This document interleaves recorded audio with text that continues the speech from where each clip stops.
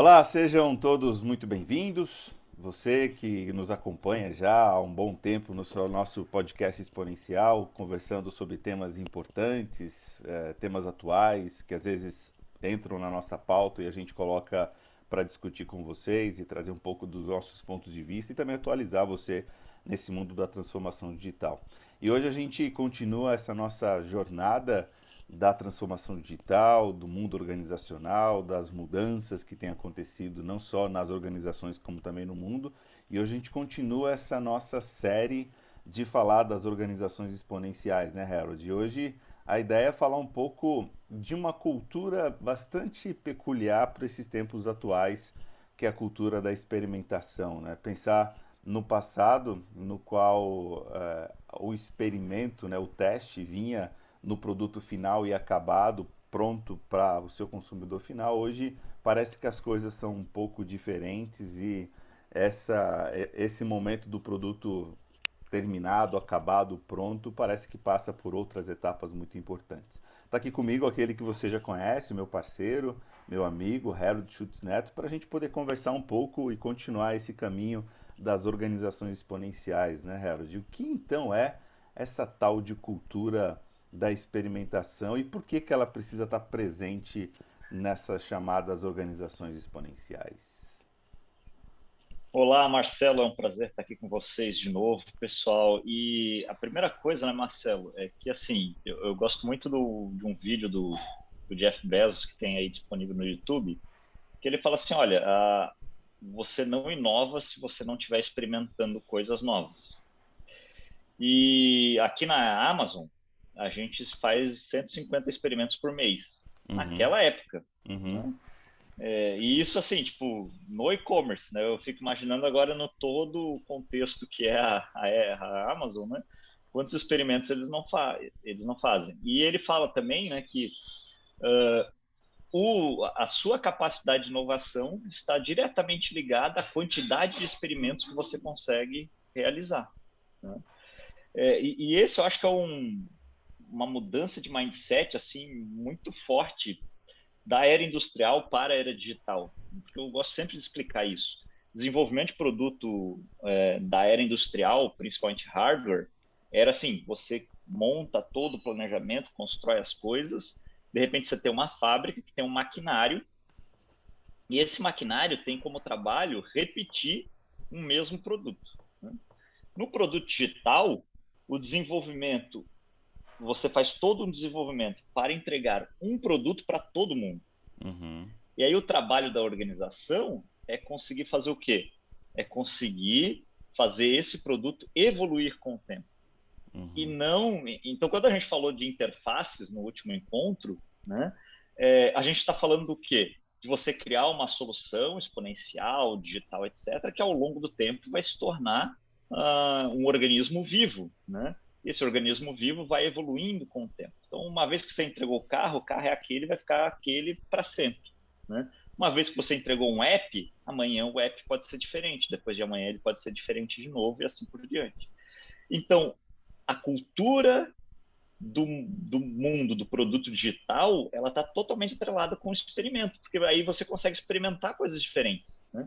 Não podia experimentar assim, oh, vou mandar esse carro sem freio para ver como é que é. uhum, Não faz sentido, né? É, então, essa diferença de mindset de produto digital para produto físico é a primeira coisa que o público tem que ter, né? Apesar de que hoje a gente já evoluiu bastante no produto físico, porque você tem novas formas de desenvolvimento, como impressora 3D, por exemplo, onde você faz experimentos mais rápido no mundo do produto físico, né? uhum. Mas, em geral, é muito mais complexo você trabalhar experimentos dentro de um contexto industrial do que dentro de um contexto digital. E aí, o que acontece, né? Quando a gente sai, tipo, assim, da fábrica, da linha de produção, todo o resto da empresa é digital. É sistema que controla a fabricação, é sistema de marketing, é sistema jurídico, é sistema financeiro, tudo é digital. Então, em todas as outras áreas, você pode ter uma cultura de experimentação. Ah, vou experimentar um tipo de relatório um mês, outro tipo no outro mês, e assim por diante, né? O que é experimentar? É você ser capaz de fazer algo pequeno, de custo baixo, que te leva à validação de uma determinada hipótese. Tá? Então, por exemplo, a Amazon um dia queria saber qual era a cor de botão que gerava mais conversão de clientes no e-commerce.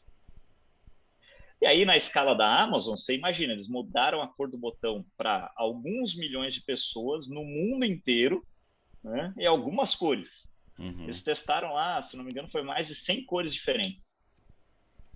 E escolheram uma que, pela métrica, eles perceberam que era a que mais convertia, né?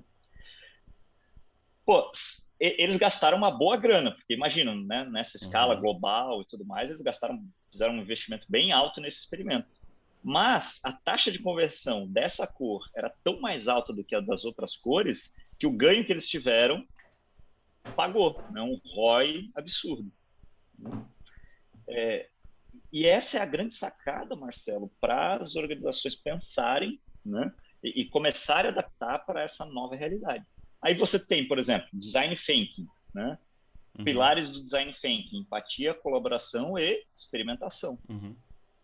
No processo de design thinking, como ele é construído lá no duplo diamante, a gente tem descoberta, definição, desenvolvimento e entrega. Na fase de entrega, o que você vai fazer? Protótipo. Protótipos ajudam você a experimentar soluções. Eu acabei de sair de um teste de usabilidade que eu estava fazendo com uma startup lá dos Estados Unidos.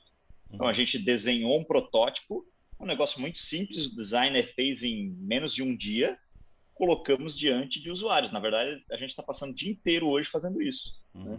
Aí o usuário diz o que está bom, o que está ruim. Antes de a gente jogar no colo de um desenvolvedor, que é uma pessoa tipo mais cara, e sem contar com a nossa opinião, né? Porque a gente pode ficar opinando o resto da vida sobre o que é legal, né? Agora, quando a gente experimenta, cria um protótipo, coloca diante do usuário, ele testa e aí ele traz um feedback, a hora que você implementa, sua implementação tem um nível de precisão muito maior para trazer resultado com o usuário, né? E ali, para além do design thinking, a gente tem as metodologias ágeis e esse conceito aí do MVP, né? Eu não gosto do MVP pelo V e o P, mas isso é tema para um outro podcast. Eu gosto do M, que é de mínimo.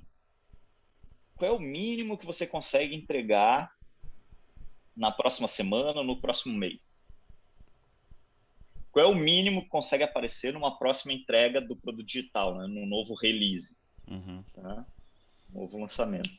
E aí as equipes ágeis hoje, elas trabalham muito nesse formato, né? O Scrum, metodologia ágil, ele preza por isso. Por que você tem sprints? Porque a cada sprint você entrega, você faz um novo lançamento do produto digital, uma nova release, que vai gerar um valor para o cliente, onde você pode daí experimentar coisas. Eu trabalho com um colega aí, líder na área de produto, que ele chegou a fazer numa organização 23 experimentos por mês. De testar, assim, de mudar site, de mudar tema em produto digital, de mudar a campanha de marketing, fazer alteração e assim por diante. E isso traz muito mais precisão, né? Porque ao invés de você ficar preso assim, poxa, aquilo ali, segundo o diretor, é um negócio que funciona, que tá bom, não sei o quê. Não, você vai lá, testa, coloca no mercado, o mercado te dá o feedback, você já faz a atualização, confirma ou não, né? Então esse é o grande lance da cultura da experimentação, né, Marcelo? E aí o que acontece? Quanto mais rápido você puder, quanto mais experimentos você fizer e quanto melhor ficar essa cultura, mais rápido é a tomada de decisão, mais rápido é a assertividade e o desenvolvimento do projeto, né?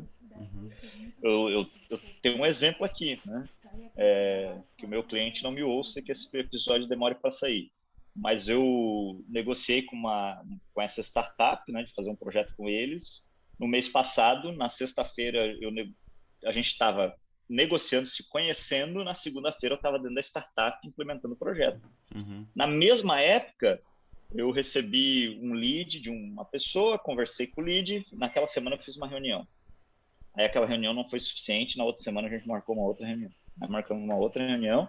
A gente ainda não terminou a negociação para eu começar a trabalhar com eles. Enquanto que a startup já está colhendo frutos de ter experimentado o trabalho comigo. né? Uhum. Essa é a mudança do mindset. Pô, precisa demorar tanto tempo para contratar um consultor que nem era tão caro assim?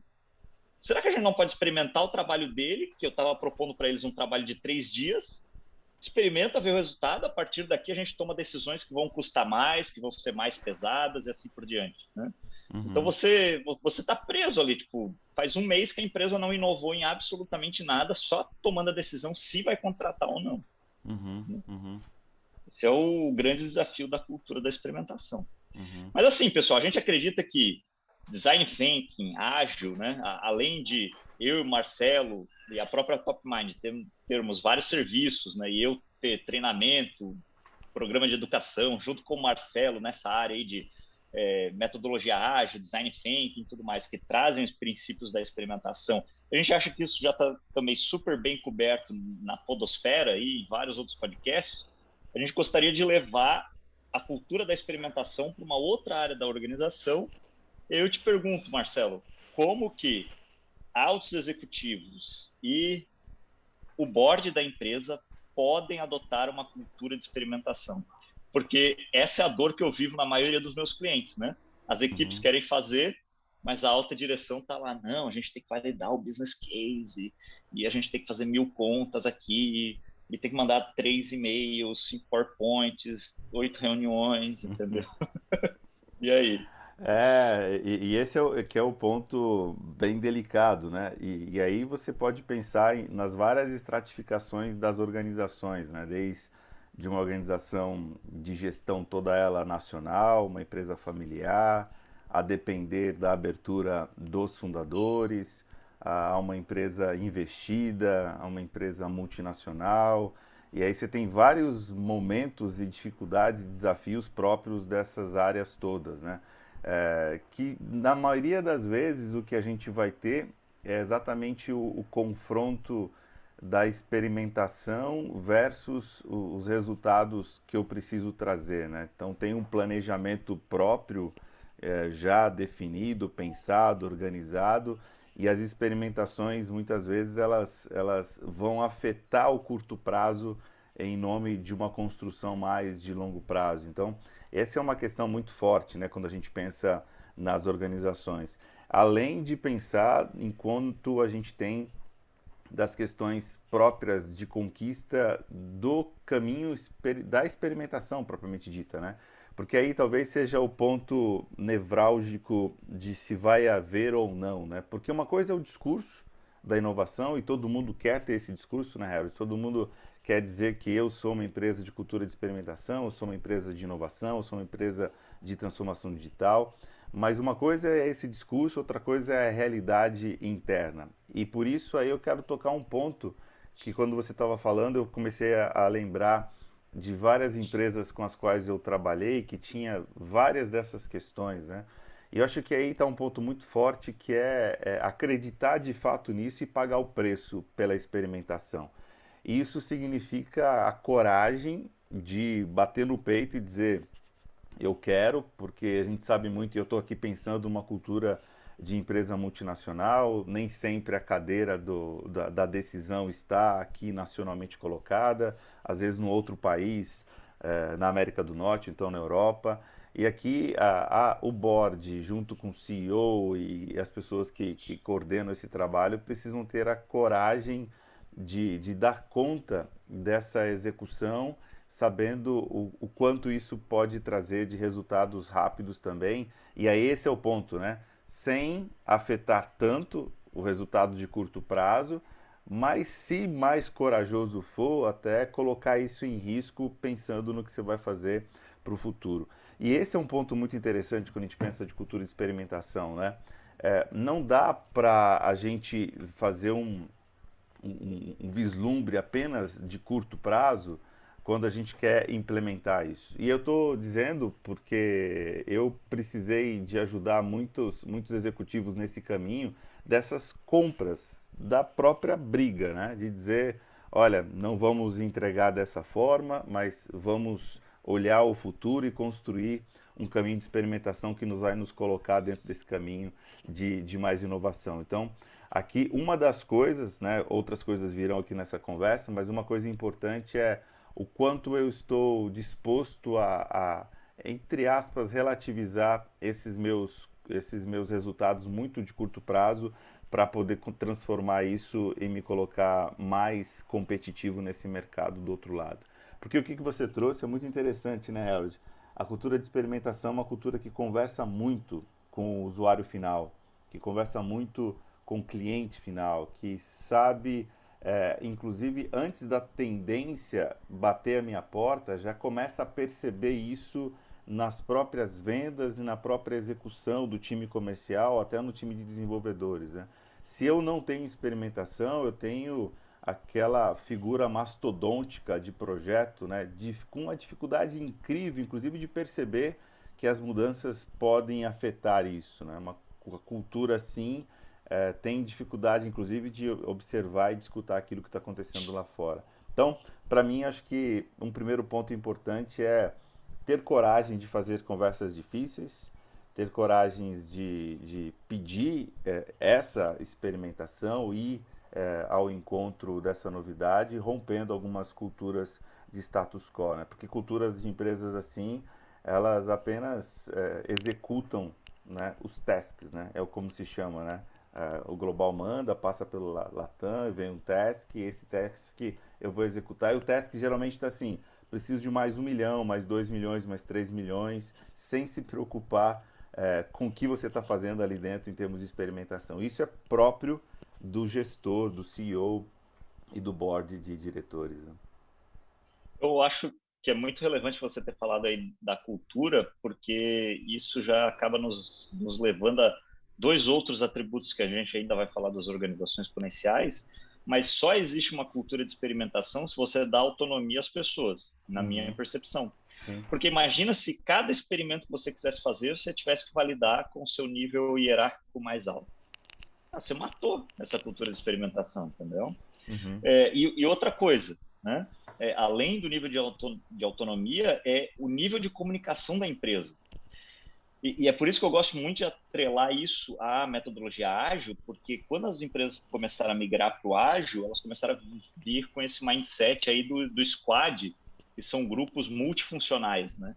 Então, ao invés de eu ter que ir lá, de eu ter tipo, as várias reuniões departamentais, os vários comitês departamentais, e de repente um comitê lá do CEO, que os diretores lá em cima se conversam e tal, você passa a ter tipo um grupo que tem autonomia e que é cross-functional, né? É cross de todas as áreas, então todo mundo ali consegue olhar e tomar uma decisão, né? uhum, E aí, quando a gente pensa comunicação, pessoal, hoje em dia não dá mais para eu pensar assim, nossa, a gente vai ter que fazer uma reunião, mandar um e-mail, o e-mail vai ter que ter lá um PowerPoint explicando, aí vai ter a apresentação do PowerPoint que está no e-mail, e mais não sei o quê, e aí o aceite do business case e tal e tal. Olha, hoje a gente tem aí, garanto que dos nossos ouvintes, 90% deles estão usando ou Microsoft Teams ou Slack. Eu tenho que ter um canal no Slack com comunicação direta entre os players mais baixos, ali, os níveis mais baixos da organização para os mais altos, e eles conseguem falar e a galera já consegue dar o joinha, e o joinha já é a aprovação para você uhum, conseguir experimentar, senão você vai ficar stuck nesses vários níveis de conversa, né? Quanto mais níveis de conversa que você precise ultrapassar, menor é a chance de você experimentar, né? uhum, uhum, Então, eu vejo que tem essas duas coisas que a cultura precisa ter: autonomia e comunicação ágil, para uhum, conseguir fazer com que a cultura de experimentação aconteça, né? E aí uhum, os diretores, por exemplo, eles podem estar tudo num grupo de WhatsApp, num grupo de Microsoft Teams, e um falar assim, olha, estou querendo fazer esse experimento. Aí o cara de finanças já fala assim, quanto é que vai custar? Aí ele já responde, e aí ele bate, ó, pode fazer, entendeu? uhum, uhum, Sem, sem muita formalidade, né? uhum, uhum. E esse é o ponto importante, né? E aí eu falei de coragem para enfrentar essas conversas difíceis, e aí eu voltaria de novo nessa palavra, né? A coragem de poder ter o fracasso de um projeto, né? E entender isso de uma forma diferente, né? Porque no mundo corporativo muito retilíneo, de carreira, as pessoas não querem ter nenhum tipo de, de entendimento de que aquilo que foi projetado não trouxe os resultados próprios. E isso é uma coisa muito comum, né, Harold? Não quer dizer que as experimentações, todas elas, inclusive não teria o nome de experimentação se ela não tivesse um componente importante de que aquilo pudesse dar errado ou pudesse não ser da forma que a gente imaginou. E esse é um outro elemento importante, né? Coragem de admitir possibilidades de fracasso dentro do contexto. E entender isso de uma forma bastante positiva, né? Fracasso é uma palavra forte, mas eu gosto de usar ela até para nos colocar em contraposição com uma outra de sucesso, que faz a gente pensar o quanto a gente aprende, inclusive o que você trouxe, né? Existe uma hipótese, né? Uma hipótese, e se é uma hipótese, é uma coisa que não está ainda verificada, e eu vou para essa verificação aprender o que aquilo me traz. Muito mais funciona quando eu tenho coragem de testar hipóteses de um time, de uma escuta de um mercado, de um canal junto com o próprio cliente, de até de uma pesquisa que você trouxe, do que transformar isso em um projeto absurdamente grande, com execução, com começo, meio e fim, com um recurso absurdo, sendo que logo depois que todos os recursos são adquiridos, você começa a perceber que aquela tese não se fundamentava, ou até se fundamentava lá atrás, 3, 4 anos, quando a pesquisa foi Quando você feita, né? começou. Mas demora tanto tempo para a aprovação vir que as coisas começam a não funcionar. E você trouxe uma coisa interessante, Renato, que eu gostaria de vir também, porque e aí o jeito que você trabalha é muito próximo de como a gente faz também, é entender inclusive a presença de parceiros dentro do mundo corporativo, né? Pensando na experimentação de pequenos projetos, de pequenas iniciativas, de tasters, né, de entendimento. E aqui esse entendimento vai para além do puramente eficaz na entrega, mas vai do alinhamento com a cultura, do alinhamento de como se faz, do alinhamento com as próprias pessoas, pensando nessas experimentações que constituem aí um caminho de longo prazo. Eu insisto nisso, né? Inclusive, quando eu vou para novos clientes, eu costumo dizer, olha, a gente vai começar aqui pequeno, como uma atividade pequena, mas eu tenho certeza que a gente vai fazer um caminho de longo prazo. E muitas pessoas pensam que experimentação ela está voltada apenas ao curto.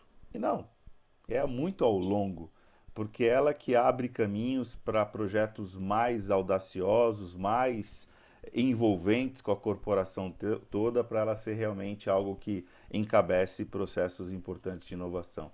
Então, esse é um caminho muito legal. E aí você trazia a questão do empoderamento e eu queria trazer mais uma outra bastante forte, né? O empoderamento vem também o accountability, mas vem da mesma forma o desenvolvimento de competências nessas pessoas, né? De que elas também desenvolvidas nesses aspectos de o que uma organização precisa para experimentar. Porque não é simplesmente, gente, hoje nós vamos experimentar vender diferente. Mas a experimentação é uma coisa até que você fala muito, né, Harold? O quanto que a criatividade está associada a um repertório, né? O quanto a experimentação bem-sucedida está associada a um repertório de competências, de conceitos, de ideias, de experiências, né? Inclusive uma organização que experimentou mais terá mais eficácias nas próximas experimentações. O que eu estou querendo dizer com isso? Porque é o que a gente vê, né? Pelo menos eu tenho visto isso muito. Existem uma primeira tentativa de experimentar e de inovar, de transformar digitalmente, e às vezes ela não deu certo. E aí você fecha a porta e fala: Isso tudo é bobagem, vou continuar como eu estou. É preciso muita insistência nisso e é preciso muito desenvolvimento das pessoas envolvidas para isso também, né? Porque eu já vi muitos diretores, donos de empresa, empresários virem muito motivados com o que aprenderam em algum lugar, coloca o time dele para experimentar e o time dele minimamente é introduzido dentro do que é isso, o que nós queremos, qual é o resultado disso. E para deixar aqui claro, né, experimentar não é ficar brincando de ser executivo, é fazer uma coisa séria, mas do ponto de vista da experimentação das pequenas entregas importantes para resoluções de longo prazo, né? Então, é um pouco disso que eu tenho experimentado, né? O que você tem visto aí, Harold?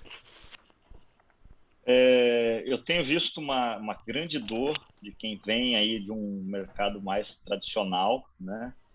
Primeiro, pessoas que não querem perder o seu controle, né, sobre a organização, eu acho que é o primeiro ponto. E você acaba, numa cultura de experimentação, você tem que abrir mão do controle, né? Até do controle assim que você tinha tanto do resultado. Muitas vezes você precisa, como você falou, arriscar para que aquilo possa se provar como bom ou ruim, né? Uhum. O lance que você falou do repertório, eu acho que é relevante pelo seguinte, né?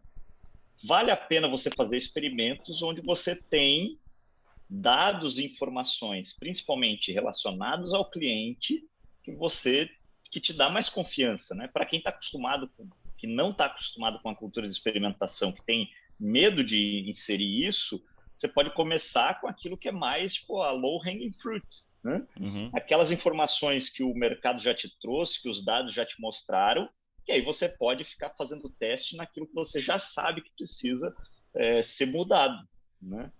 Eu acho que esse é o primeiro ponto para a gente superar essa barreira da dor aí de correr riscos, né? Uhum.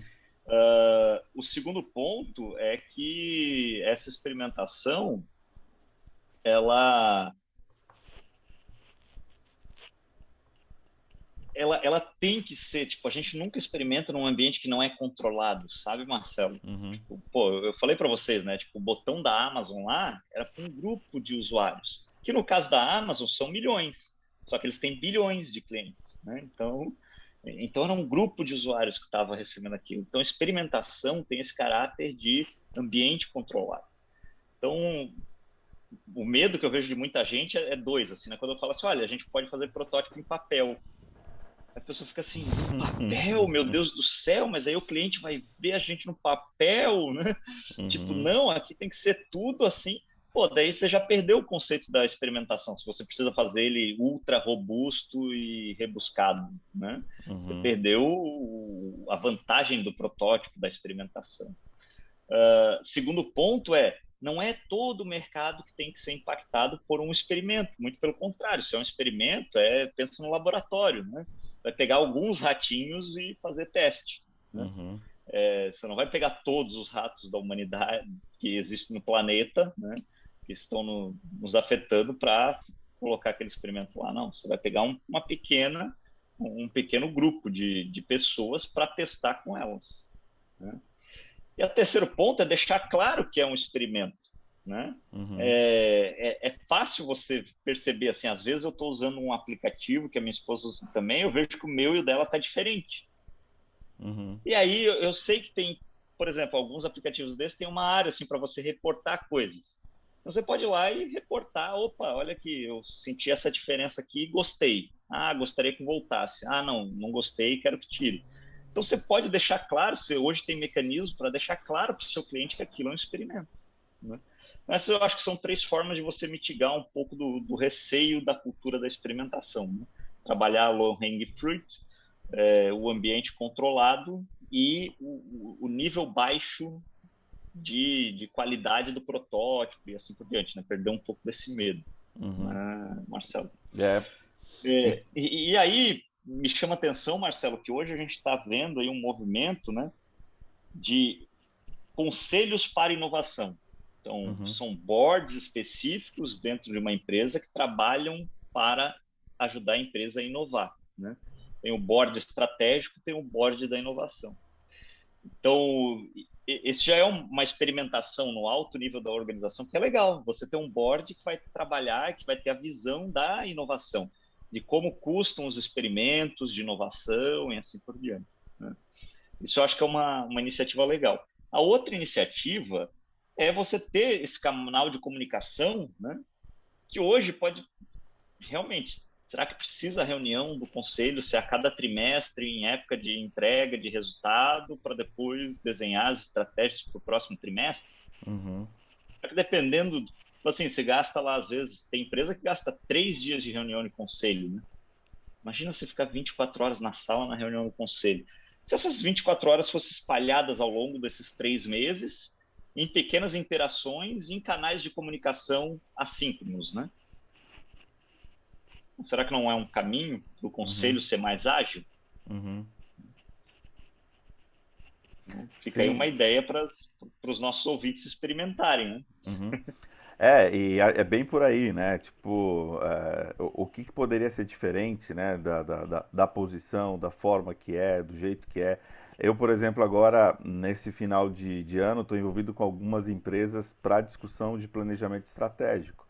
É, todas elas diferentes das outras, né? Em nenhuma delas, inclusive, a gente vai usar os modelos clássicos de BSC, tudo, mas para pensar de formas diferentes, de que tirem as pessoas dos seus contextos, dos seus lugares já acostumados, para pensar como é que isso pode se transformar em experimentação. Pensando sempre que aquilo é uma primeira ideia de coisas que podem, muitas delas, serem alteradas dentro desse caminho. E aí entra um conceito, inclusive pode virar um podcast, viu, Harold? Da história toda. Lembra do beta infinito, né? Do beta constante, né? Muitas empresas usam isso, né? Beta como uma variação do teste, né? Então, pensar numa cultura que nós estamos sempre não na última versão, né? Estamos sempre numa versão anterior à próxima. Estamos sempre mudando e fazendo coisas diferentes. Assim é com a gente aqui, né? A gente está sempre procurando inovar no formato, na linguagem e naquilo que a gente traz para vocês. E aí talvez eu traria como conclusão, e até dessa nossa conversa, que também é experimental, né? A gente traz um pouco daquilo que a gente é, dos nossos conceitos, a gente vai conversando e a gente aprende, pelo menos eu aprendo aqui com as ideias que eu coloco, aquela que você traz, e ao final sempre vem uma coisa diferente do que estava no início. Por quê? Nós estamos experimentando as nossas ideias, né? E aí talvez eu diria 5 pontos importantes para uma cultura de experimentação, associando aquilo que você disse, né? Esse empoderamento maravilhoso e importante, a questão própria dessa palavra dita em inglês, né, mas a prestação de contas, né, a accountability, né, a nossa capacidade de empoderados dizer os resultados e nos preocuparmos também com o resultado, porque uma cultura de experimentação que nos preocupa com o resultado entra na dor que você trouxe. O desenvolvimento forte de competências para inovação, né, desenvolvendo pessoas para que elas estejam hábeis a desenvolver assim, com linguagem, com conceitos próprios, dados, né? Porque eu não vou tirar uma experimentação de um sonho simplesmente, mas eu vou recolher dados que estão aí no mercado, que eu tenho escutado, meus clientes ou no meu interno. E por fim, aquela palavra que eu trouxe e a gente bateu essa bola, essa capacidade de geração de repertório, né? Ser uma organização que produza repertório interno de conceitos, ideias para uma organização que seja de fato de experimentação. E é isso, desejando que os nossos ouvintes façam coisas diferentes essa semana. Sensacional, Marcelo. É sempre muito bom estar junto de você para a gente trocar esses insights. Pessoal, espero que vocês tenham gostado e a partir de hoje experimentem muito mais nas suas carreiras, no seu trabalho e nas suas organizações. Até o próximo episódio. Até mais.